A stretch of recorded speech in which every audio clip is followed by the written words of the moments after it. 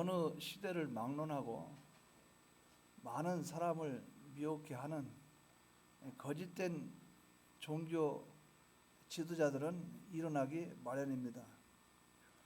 본문에 나오는 이 바알과 아세라와 그 선지자 850인과 이 엘리야와의 갈멜산 산상에서 일대 850의 이 대결투가 벌어진 것은 종교적인 그런 싸움입니다.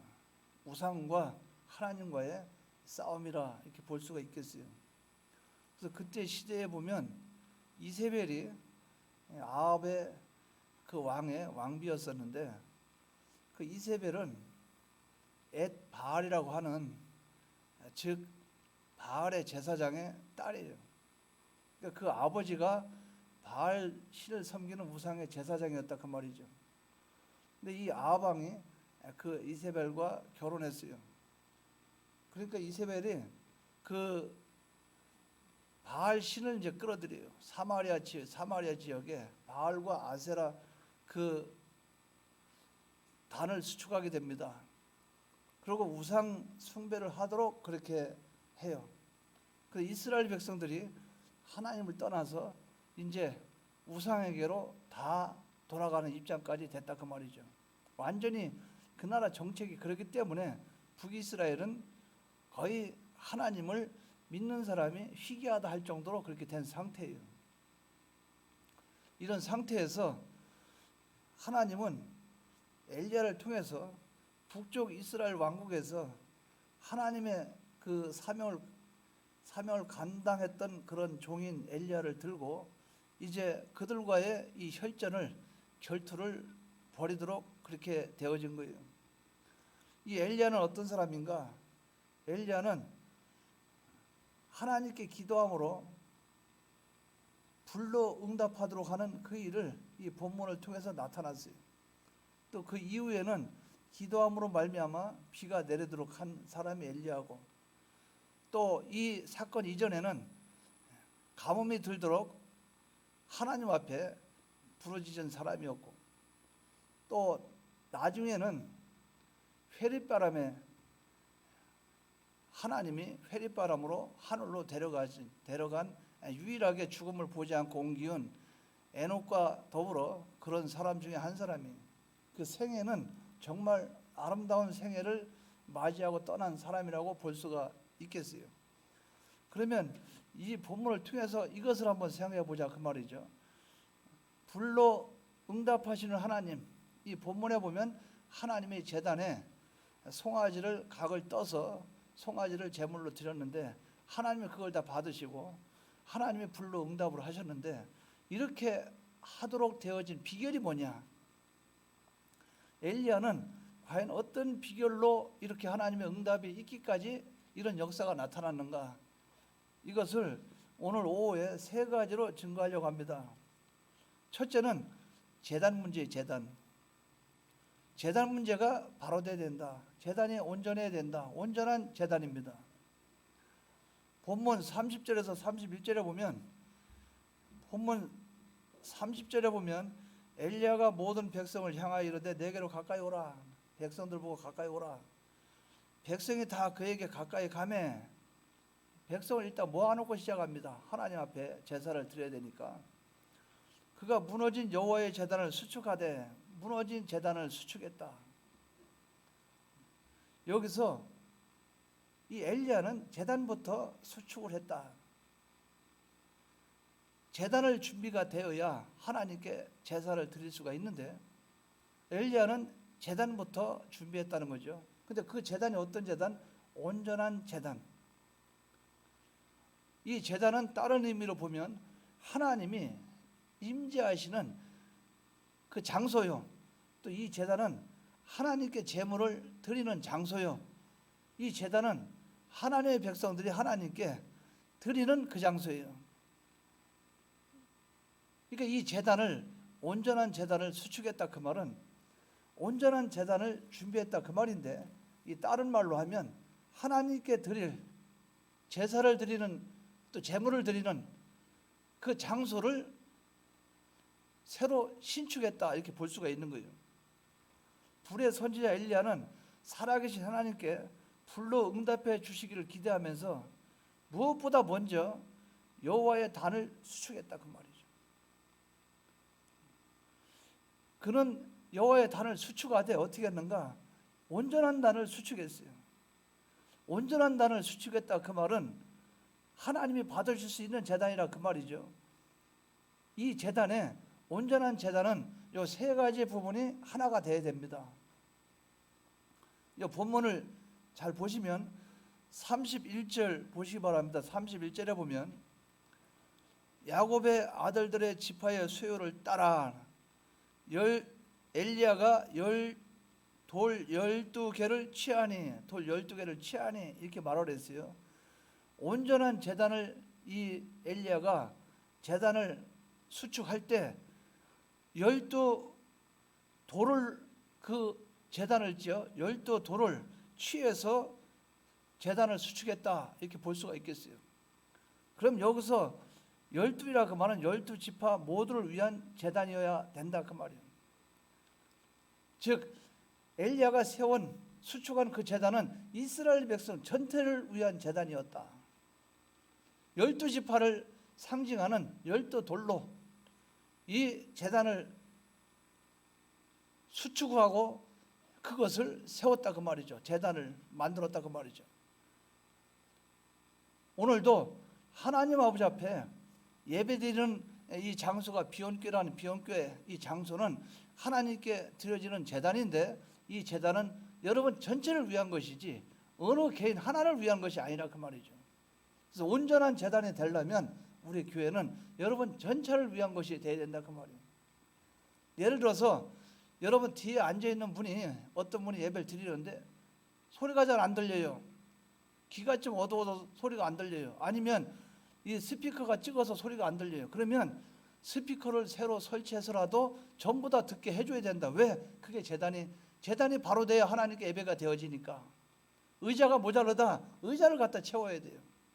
여러분들 덥다. 에어컨을 틀어줘야 됩니다. 여러분이 춥다. 온풍기를 틀어줘야 돼요. 뭡니까? 여러분들 전체를 위한 제단이 돼야 된다는 거예요. 그러니까 교회는 여러분 전체를 위한 것이 돼야 됩니다. 그러니까 우리가 어떤 일을 할 때도 교인 한두 명이 반대한다 해서 그것을 다수가 그 한두 명 반대하는 것을 그걸 눌러버리고 우리의 의사는 다수니까 우리가 모든 걸 주장하자 이것이 아니고 전체가 다 유익이 되고 전체가 다 하나님께 온전히 드릴 수 있는 이 제단이 되는 것이 중요하다 그 말이죠. 그 엘리야는 12지파를 위한 그 단을 수축했다 이렇게 볼 수가 있어요. 두 번째는 어떻게 했는가? 이 제단을 수축할 때 이 돌로 제단을 쌓는데 하나님 앞에 제단을 수축할 때는 손을 대지 말아야 돼요. 다른 말로 하면 천연석으로 해야 됩니다. 천연석으로 된 돌단이어야 돼요. 정으로 쪼개거나 아니면 옆을 빠개거나 아니면 거기에 손을 대거나 그것이 아니고 자연적인 그 돌을 그대로 갖다가 사용을 해야 된다. 신명기 27장 5절에서 6절에 보면 또 거기서 네 하나님 여호와를 위하여 제단 곧 돌단을 쌓되 그것으로 새 연장을 대지 말지니라. 인간적인 인위적인 것으로 하면 안 된다는 거죠. 하나님께 예배드리는 단을 인간이 쪼개고 깎고 삐고 하는 인간적인 그런 것으로 되어진 게 아니고 하나님께 드려지는 것이기 때문에 천연적인 자연적인 순수한 그것으로 하나님께 제단을 수축을 해야 된다는 거예요. 다듬지 않은 돌로 하나님께 제단을 수축하는 이것이 돼야 된다 그 말이죠. 뿐만 아니라 이 본문에 보면 32절에 뭐라고 말씀했어요? 32절에 그가 여호와의 이름을 의지하여 그 돌로 제단을 쌓고 무엇이 돼야 됩니까? 여호와의 이름을 의지하는 그런 제단이어야 된다 그 말이죠. 여호와를 위한 단이어야 된다는 거예요. 우리 비온교회는 여호와를 위한 그런 교회가 돼야 됩니다. 사람을 위한 것이 아니라 여호와를 위한 것. 또 우리 교회는 인본적인 것은 인위적인 것이 되어진 것이 아닌 순수한 것으로 되어진 것이 되어야 되겠고 우리 비온교회는 하나님 앞에 예배를 드릴 때 무엇이 되어야 됩니까? 우리 교인 전체를 위한 것이 되어야 된다. 이스라엘 백성 전체를 위한 것이 되어야 된다. 엘리야는 바로 여호와 앞에 온전한 제단을 쌓기 위해서 이 세 가지를 했다는 거예요. 첫째는 뭡니까? 이스라엘 전체를 위한 12돌로 또 제단을 쌓을 때는 천연석으로 쇠나 그런 다른 도구를 가지고 사용해서 쪼개거나 깎거나 하지 않는 순수한 것으로 했다. 또 이 한 목적이 뭐냐? 여호와를 위한 단이었다. 이것을 엘리야는 그렇게 여호와의 단부터 수축을 했어요.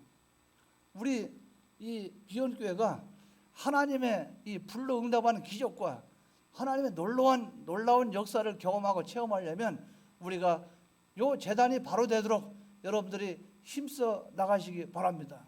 우리는 온전한 제단이 되어야 되는데 온전한 제단이 되어지지 않으면 하나님이 응답하실 수가 없다 그 말이죠. 두 번째는 그러면 이 엘리야는 또 어떻게 했는가? 온전한 제단을 수축해놓고 이제 그 뒤에 어떻게 했어요? 온전한 제물을 준비해야 됩니다. 제물이 온전해야 돼요. 33절 보시면 33절에 또 나무를 버리고 송아지의 각을 떠서 나무에 놓고 여기서 송아지의 각을 떴다고 말씀을 했어요. 갈멜 산상에서 이 종교 대결을 하고 있습니다. 제단 위에 제물을 올려놓고 각자 바알과 아세라 선지자들은 자기 나름대로 제단을 쌓고 자기도 신의 이름을 불렀고, 그런데 그들은 어떻게 했어요? 송아지를 죽여서 그냥 통째로 올려놨고, 그런데 이 엘리야는 송아지를 잡을 때 송아지를 각을 떠서 하나님 앞에 제물을 드렸다. 즉 바알과 아세라 선지자들이 드린 제물과 엘리야가 드린 제물은 엄청난 차이가 있었다 그 말이죠. 같은 올려놓은 같은 송아지를 할지라도 제물에는 엄청난 차이가 있었다는 거죠. 저들은 자기들이 섬기는 신의 이름을 불렀고 기도했고 아침부터 시작해서 오전 저녁에 소재 드릴 때까지, 다른 말로 하면 하루 종일 자기 신의 이름을 부르고 응답이 없으니까 자기 몸에다 상처를 내고, 이 바알신을 섬기는 그들은 제사 드릴 때 하다못해 인신 제사까지 드렸다고 그래요. 사람을 드리는 거죠. 사람을. 그렇게까지 그들은 제사를 드렸다고 그래요.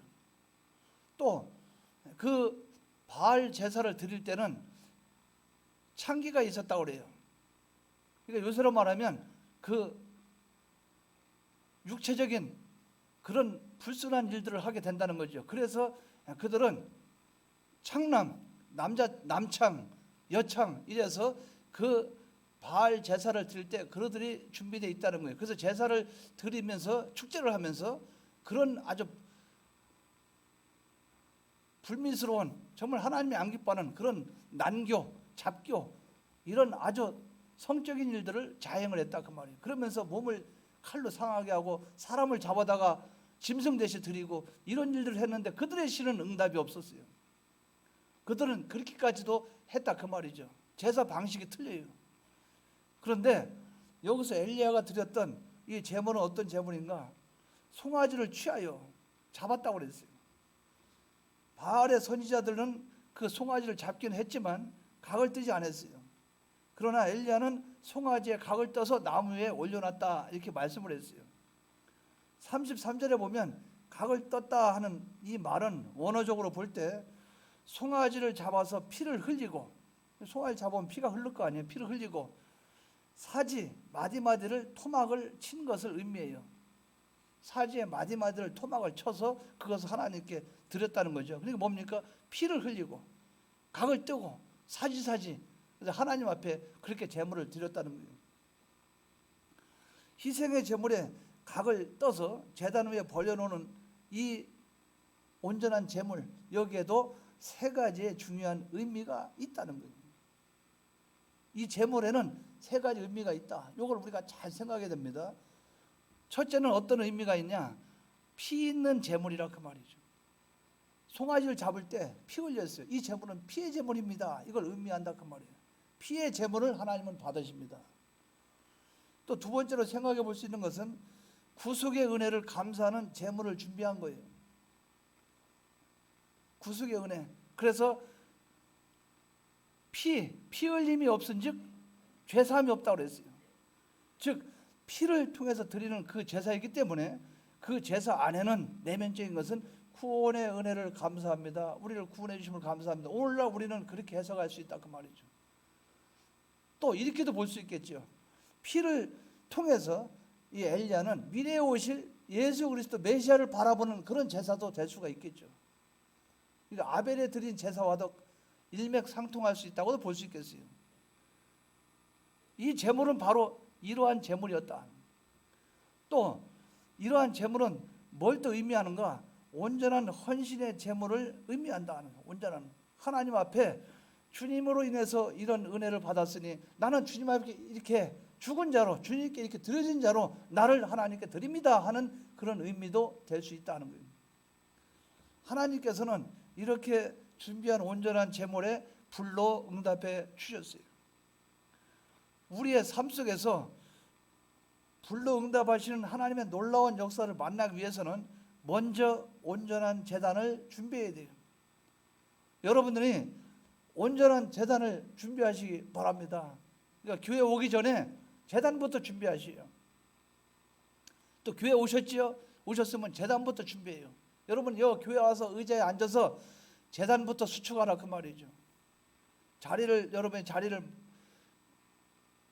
배정을, 우리는 교회는 배정을 받은 그 자리가 아니잖아요. 여러분이 일찍 오는 순서로 앉잖아요. 그러면 그 자리에 와서 앉았어요. 앉았으면 제단부터 해야 되겠죠. 뭡니까? 우리 교회 전체가 은혜 받기를 바랍니다. 또 거기에서 여호와를 위한 이 제단이 되길 바라는 그 마음으로 여호와를 위한 그것이 돼야 되겠고, 자기 속에 그런 준비가 우리에게 있어야 되겠고, 뿐만 아니라 어떤 것이 우리 속에 있어야 되겠어요? 인위적인 것이 아닌, 인간적인 것이 아닌 순수한 하나님의 것으로 제단을 쌓고 하나님께 드리려는 그것이 돼야 되겠죠. 인본주의는 안 돼요. 절대 인본주의는 안 됩니다. 인간주의 절대 안 돼요. 감정주의 절대 안 됩니다. 하나님만을 위한, 여호와의 이름만을 위한, 그분만을 위한 이 제단이 되어야 된다는 그 말이죠. 그러고 나서 여러분들이 제물을 하나님께 드리죠. 드리면 예수님의 피의 공로에 의지해서 주여 주님의 대속의 공로를 감사합니다. 그 피에 내가 하나님 앞에 이 대속을 입은 자로 감사함으로 믿음으로 드립니다. 그러면서 여러분들이 그 제물이 돼서 하나님께 여러분들을 올려놓는 거예요. 제물에 내가 아버지 하나님 앞에 일생을 아버지 하나님께 헌신합니다. 내가 하나님께 드립니다. 하나님께 바칩니다. 받아주십시오. 여러분들이 이 제물이 되는, 헌신의 제물이 되는 이 의미에 요 제사의 준비가 있을 때 하나님은 불로 응답해 주신다는 거예요. 엘리야는 그렇게 준비했어요. 준비하고 나서 엘리야는 어떻게 했습니까? 온전한 제단을 쌓고 온전한 제물을 하나님께 올려놓고, 그 다음에 엘리야가 마지막으로 한 것이 기도가 있어야 된다. 온전한 믿음의 기도를 했어요. 온전한 믿음의 기도를 33절에서 36절에 보면, 33절 보십시오. 33절에 보면 나무를 버리고 송아지의 각을 떠서 나무에 놓고 이르되 통렛을 물을 채우다가 번제물과 나무 위에 부으라. 또 이르되 다시 그리하라. 그리하라 하여 다시 그리하니 또 이르되 세 번째로 그리하라 하여 세 번째로 그리하니, 물을 계속 세 번째 부었다 그 말이에요. 물이 제단으로 두루 흐르고 도랑에도 물이 가득 찼더라.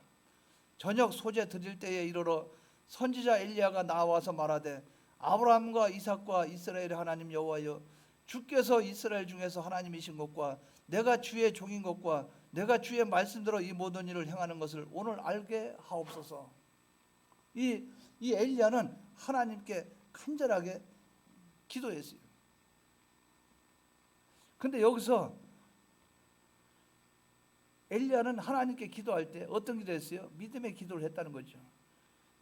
즉 하나님을 향한 마음의 자세가 바로 확립되어야 돼요. 하나님에 대한 이 마음의 자세가 확립이 돼야 된다 그 말이죠. 우리가 하나님께 기도할 때 자세가 바로 돼야 돼요. 그래서 지금 엘리야는 온전한 제단에 온전한 제물을 올려놓고 이제 하나님께 불로 응답해 주십시오 하는 기도를 할 때 확신을 갖고 기도한다 그 말이에요. 확신, 마음의 확신, 하나님을 이렇게 해주신다는 거죠. 근데 여기 가만히 보면 놀라운 사실을 발견해야 돼요. 여러분, 물을 갖다 세 번을 부었죠. 도랑처럼 도랑처럼 해놓고 그 위에다가 그 재물 위에다 물을 부니까 이게 쭉 적셔서 흘러내려오니까 그 재물 뒤에 도랑을 파니까 거기 물이 고일 거 아니에요. 그 세 번을 부었다 그 말이죠. 그러면 여러분 생각에 불은 물을 이길 수 있어요, 없어요? 지금 저 엘리야는 말도 안 되는 행동을 하고 있는 거예요. 지금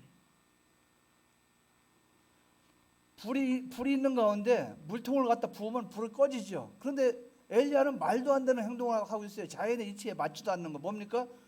불이 하나님께 불이 내려와야 되는데 불인데 물을 갖다가 그 밑에가 물을 갖다가 도랑에다 물이 차게 만들었다 그 말이죠. 자연적인 이치로 볼 때 어디 여러분 불이 나면 산에 불 나면 그 나무가 불나고 막 타죠. 그러면 산 옆에 호수가 있죠. 저수지나. 그럼 저수지가 탑니까? 나무가 저수지에 거기서 뭡니까? 다 꺼져 버리지. 불이 그 떨어지면. 근데 자연의 이치에 맞지도 않는 그런 일을 엘리야는 하고 있다는 거예요. 하나님의 불은 가능하다는 거죠. 하나님의 불은 물을 가지고 다 말려버린다. 그걸 믿는 거예요. 하나님 아버지 앞에 기도할 때 자연적인 이치, 거기에 피동되는 그 기도가 아니에요.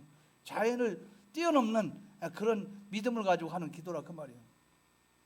그렇기 때문에 어떠한 것도 하나님의 능력을 제한할 수 없다는 것을 굳게 믿었다 그 말이죠. 여러분의 이 믿음을 가지시기 바랍니다. 여러분들 하나님께 기도할 때 절대적이다 하나님은 절대적이다. 이 어느 누구도 이것을 방해할 수 없다. 예를 들어서 불 있죠. 불 있는 가운데 기름을 갖다 부으면 기름이 타요 안 타요? 참 기가 막힐 거 아니에요? 불 타고 있는 그 가운데 갖다 기름을 부으면 불이 더 잘 탈 거 아니에요? 근데 하나님이 명령이 갖다 불을 타고 있는데 걷다가 기름 부으라 그러면 여러분 할 수 있어요 없어요? 자연의 이치에 안 맞는다 그 말이죠. 그러나 하나님은 하실 수 있다는 거예요. 하나님은 기름을 가지고도 불을 끄실 수 있는 분이라 그 말이에요. 하나님의 그 능력을 제한하지 마시기 바랍니다. 제한할 수가 없어요. 제가 창복교에 있을 때 참 지금 생각해도 좀 어리석다 생각도 들어요. 기도를 하고 있는데 교회에서 강단에서 기도하고 있는데 갑자기 감동이 와요. 감동이 오는데 너무나 기쁜 거예요. 너무나 기뻐요 내 자신이. 그런데 이상한 것이 있는데 너무 내가 가벼워. 내 자신이 구름 위에 있는 것 같아. 이렇게 걷는데 구름에 떠서 이렇게 걷는 것 같아. 근데 기도하다 보니까 그 저녁에 교회에 기도하러 오신 분이 두 분인가 세 분 있었는데 기도하고 있는데 그분한테 가서 안수를 하고 싶어요. 이 속에서 계속 안수를 해주고 싶어. 걸어갔어요. 강단에 내려와서 거기까지 갔어요. 가서 그분이 얼마나 열심히 기도하는지 옆에 서가지고 쳐다보다 돌아왔어요. 또 감동이 오는 거야 이 속에. 그것도 내려갔어요. 내가 또 쳐다봤어요. 그다음 또 왔어요. 올라왔어요. 용기가 안 나는 거야. 용기가 될까? 아니 괜히 순 망신다는 거 아니야? 이렇게 하다가 또 뭐가 되는 거 아니야? 이게 인간적인 게 막 떠오르기 시작하는 거예요. 그래서 강단에 올라갔어요. 그러니까 마음이 싹 사라지면서 몸이 무거워지면서 마치 구름에 있던 그것이 낭떠러지로 떨어져서 확 처박힌 것처럼 몸이 무거워요. 그러면서 그 뒤에 하나님이 다시는 나를 안 찾아오더라고요. 찾아와서 여러분들 그걸 경험할 때가 있을 거예요. 경험 못한 분도 있겠지만은 경험할 때가 있을 거예요. 저는 차를 타거나 걸어가고 할 때 어느 정도까지는 제가 과거 경험할 때는 일일이 대화하면서 다녔어요. 아버지 하나님 차에 올라탈까요? 올라타가지고 손잡이 딱 잡고 하나님 와서 묵상하면서 아버지 이게 무슨 뜻입니까? 뭐 그러면서 계속 그렇게 지냈는데 그런 적이 있었어요. 근데 하나님이 딱 떠나버리니까 완전히 깜깜해요. 그러니까 답답한 거죠. 그러니까 신앙생활에도 재미가 없는 거예요. 잡잡하고 늘 뭔가 걸린 것 같고 막 그래요. 하나님이 성령을 내 속에서 제한하면 하나님 떠나버립니다. 그래? 나를 네가 인정을 안 해? 나를 안 믿어? 네 힘으로 한번 살아봐. 하나님 떠나버려요.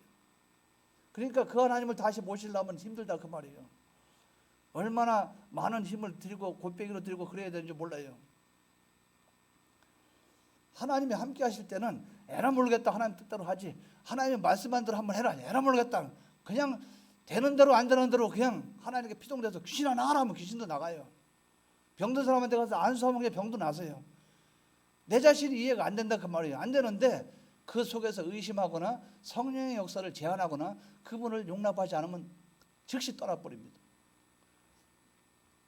이것을 여러분들이 바로 기억해야 돼요. 엘리야는, 성경에 보면 엘리야는 한 번도 의심을 안 했어요.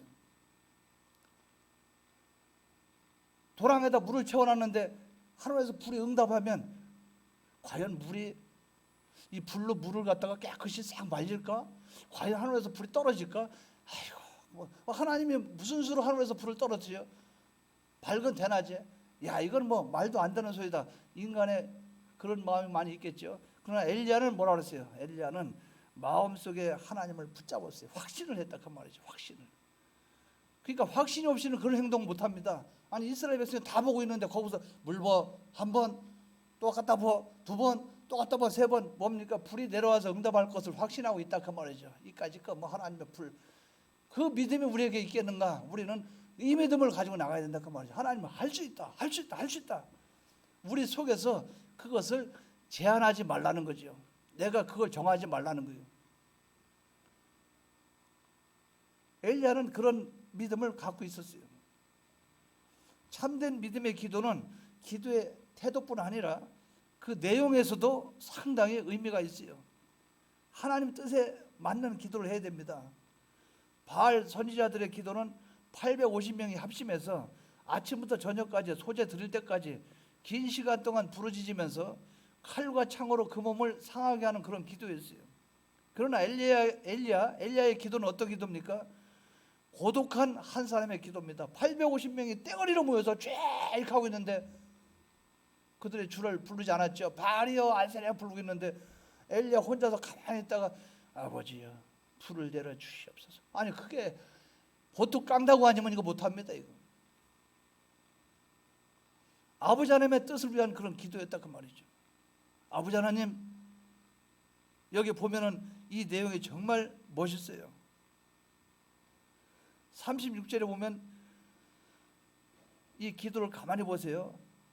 저녁 소재 드릴 때에 이르러 선지자 엘리야가 나아가서 말하되 아브라함과 이삭과 이스라엘의 하나님 여호와여 주께서 이스라엘 중에서 하나님이신 것과 아버지 하나님 이스라엘의 하나님이신 것을 드러내 주시옵소서.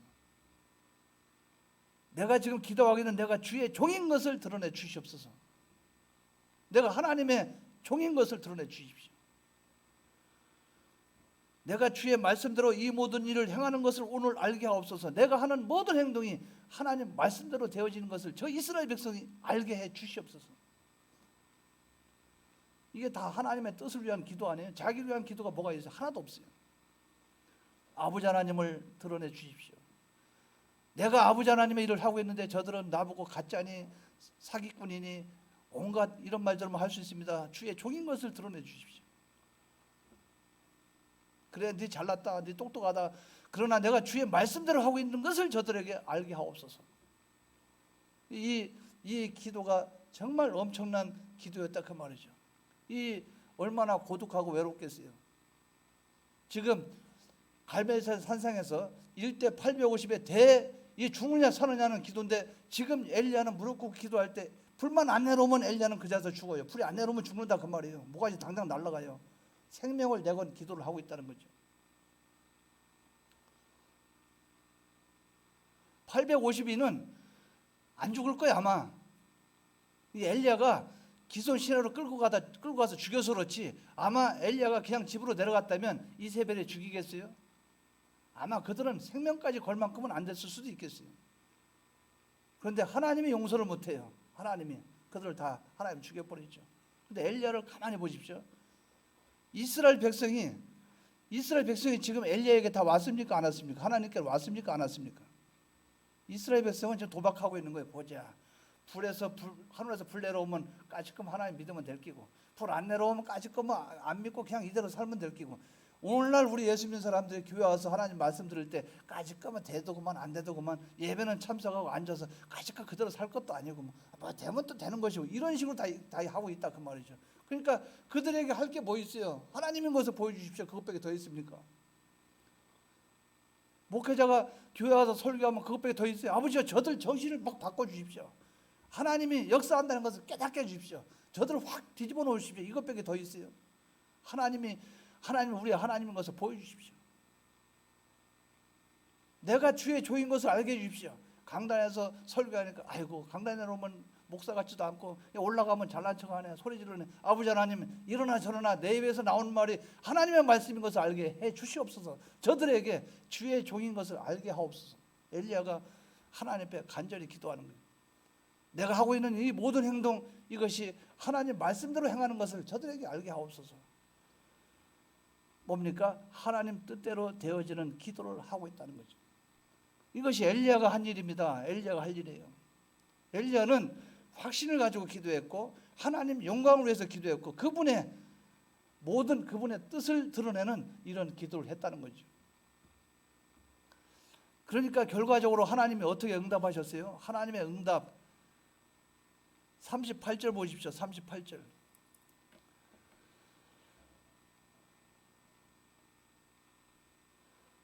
37절 한번 보세요. 여호와여 내게 응답하옵소서. 내게 응답하옵소서. 이 백성에게 주 여호와는 하나님이신 것과 주는 그들의 마음을 되돌이키심을 알게 하옵소서.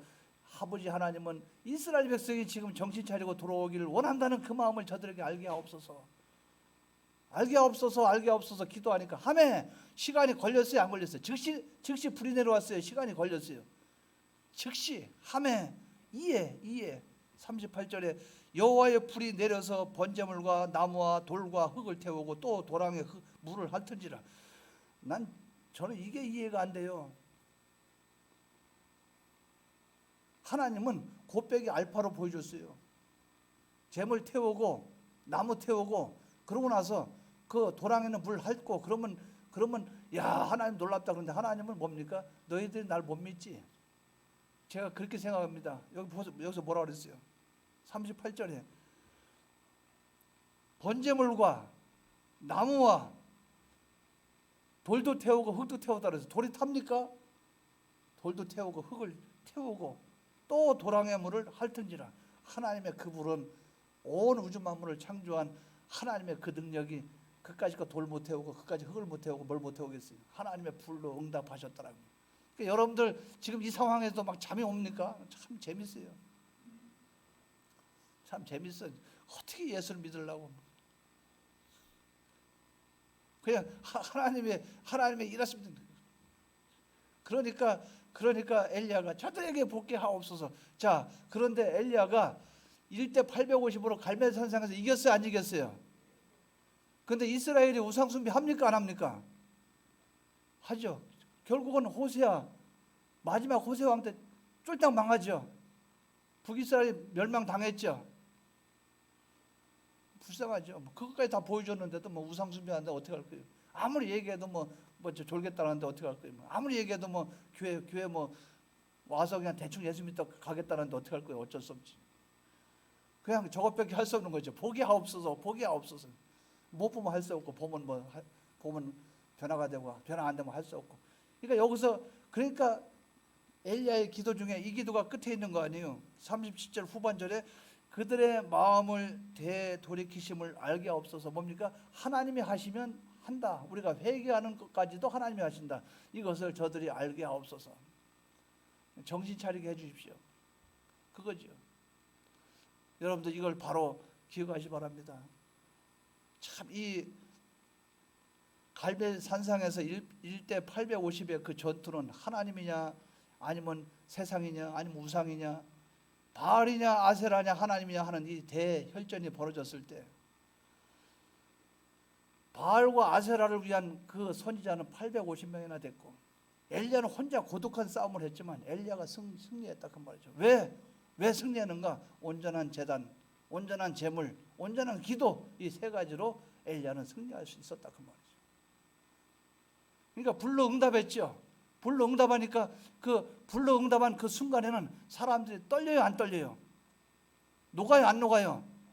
그 순간에 나중에 집에 가서 정신 차렸을 때 이렇게 할 때 다시 죄 짓고 다니지. 그 순간에 성령 감동 받을 때는 여러분 집회 가서도 눈물 콧물 다 흘리죠. 그때는 막 하나님밖에 없는 것처럼. 그러다가 나중에 차 타고 오면서 옆 사람하고 얘기하면서 세상으로 다 돌아가고 또 죄 짓죠.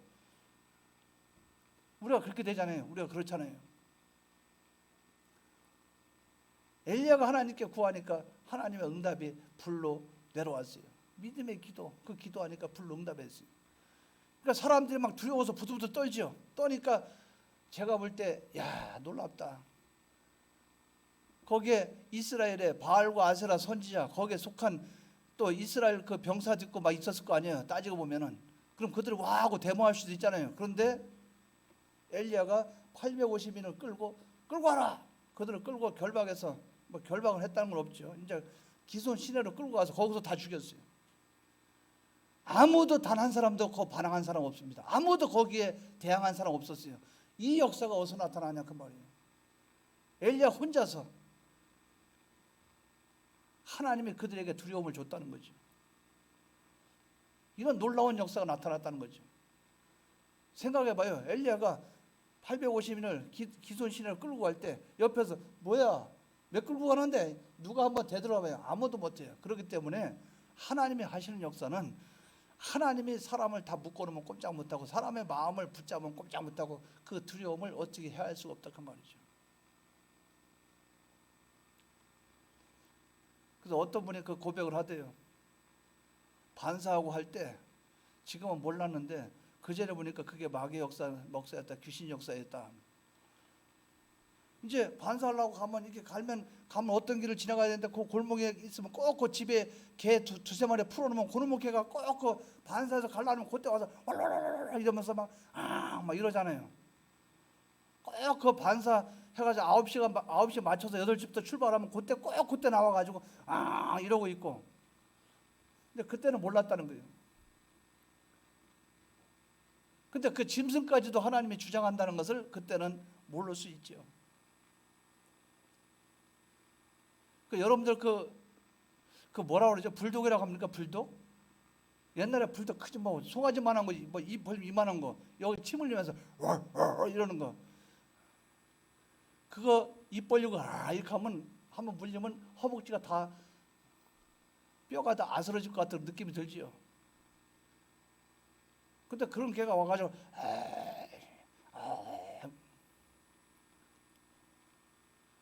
쳐다보면서 가만히 있어. 앉아. 이러고 있어요. 그런 거 여러분들 경험한 분도 있을 거예요. 경험 못한 분은 도망가서 집에 갔을 끼고. 뭡니까? 이걸 믿으시기 바랍니다. 하나님의 일을 할 때, 하나님과 연결될 때, 하나님이 함께 될 때는 모든 것을 하나님이 붙잡고 역사하기 때문에 하나님의 두려움을 주시면 어느 누구도 그걸 해할 수가 없다는 거죠. 엘리야는 정말 그때 기분 좋았을 거예요. 그렇게 기분 좋고 막 이러다가 나중에 그렇게 끝났는데도 하나님이 역사를 안 하니까 엘리야가 도망다니잖아요. 이세벨이 잡아 죽인다. 엘리야 내가 너를 못 죽이면 내가 편히 눈을 못 감는다. 내가 살아있는 한 너는 내가 반드시 죽인다. 이래서 엘리야가 도망다니다가 나중에 그리 시내가 뭐 로뎀나무 그 밑에서 차라리 날 죽여주십시오. 아마 그렇게까지 기적을 일으키고 하나님 앞에 역사를 나타냈던 그 사람이 얼마나 낙심을 했겠어요. 그래서 내가 그때 볼 때 엘리야의 우울증은 그때였다. 엘리야의 우울증은 그때였다. 기적의 역사 일으키고 나서 나중에 보니까 허무하거든. 축 처지고. 하나님이 그를 위로해 주시고 나중에 다시 회복시켜서 하나님의 하늘로 데려가시죠. 어쨌든 우리는 중요한 것이 뭐냐면 불로 응답한 기적의 현장에는 엘리야가 있었는데 엘리야는 세 가지 방법을 했다. 첫째는 온전한 제단, 둘째는 온전한 제물, 세 번째는 온전한 기도. 이 세 가지가 하나가 될 때 하나님은 불로 응답해 주셨다는 거예요. 여러분들이 하나님의 그 성령의 불, 기적의 불 이걸 체험하기를 원하신다면 여러분들은 온전한 제단을 수축하시기 바랍니다. 온전한 제물을 준비하시기 바랍니다. 그리고 하나님께 온전한 기도, 확신을 가지고 하나님이 하신다는 확신을 가지고 하나님의 뜻대로 하나님 원하는 말씀 뜻대로 기도하는 기도를 통해서 응답받는 저와 여러분이 되시기를 주의 이름으로 축원합니다. 통성으로 기도드리겠습니다.